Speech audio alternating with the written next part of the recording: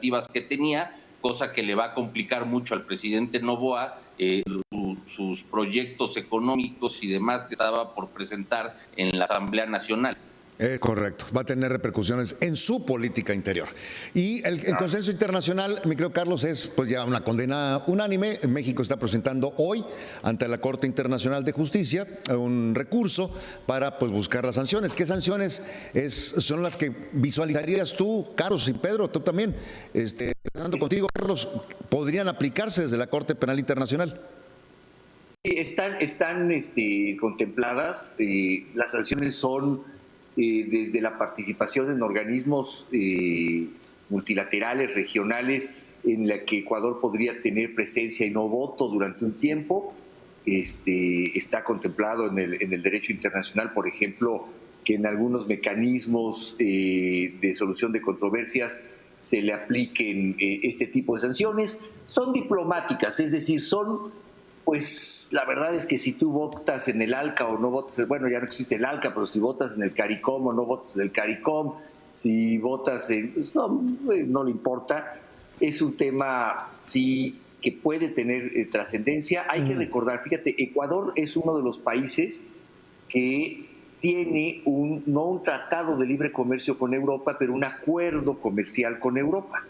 Igual que el de México, tiene una cláusula democrática. Y el Parlamento Europeo se ha reunido para ver si suspenden este acuerdo con Ecuador, toda vez que dicen no, a ver, es muy importante la inmunidad diplomática. Hay que recordar un caso, mira, Pedro, Martín, nada le hubiera gustado más a Estados Unidos que entrar por este hombre Assange, ¿se acuerdan? El de los Wikileaks. Sí, señor. Que estuvo en la embajada, por cierto, ecuatoriana. De Ecuador. Tiempo. Es correcto. Así es. ¿Tú crees que no le hubiera encantado a Estados Unidos entrar por este hombre? Y con todo lo que hizo a nivel internacional, porque se la deben y lo traen entre ceja y ceja, no entró a la legación diplomática de Ecuador por él, porque ni Estados Unidos iba a arriesgar a una cosa así.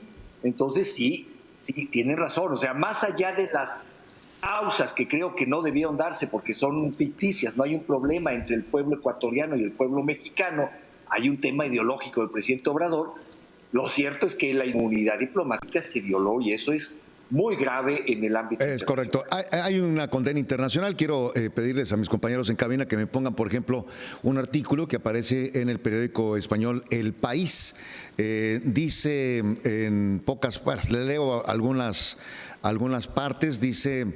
el titular dice: Ecuador, Glass no es Assange. El argumento para justificar el asalto a la embajada es tramposo y miope. No solo ha leído la Convención de Caracas a conveniencia, también ha incurrido en una profunda contradicción histórica, dice el subtítulo. Y este artículo de Vanessa Romero Rocha, entiendo es una diplomática española, dice que la finalidad de la invasión, uso con absoluta responsabilidad esa palabra, dice ella, de la Policía Nacional de Ecuador a la Embajada de México en Quito, fue la detención de Jorge Glass, ex vicepresidente de aquel país hasta 2018, acusado por la Fiscalía General del Estado por diversos cargos. El costo asociado a la ilegal irrupción ecuatoriana es la violación de 2 normas internacionales. Al asaltar la embajada, Ecuador vulneró la inviolabilidad del recinto diplomático mexicano, así como el histórico derecho de asilo, un movimiento tan ilegal como ingrato, dice el periódico El País. Esto va a dar mucho más de qué hablar, mi querido Pedro. Te agradecemos mucho que hayas aceptado conversar con nosotros estos minutos. El seguimiento va a ser obligado porque, reiteramos, hay acontecimientos en la Corte Penal hoy. Hay que ver qué dice también este hombre que aparece ahí en pantalla en estas imágenes que publicara la CNN.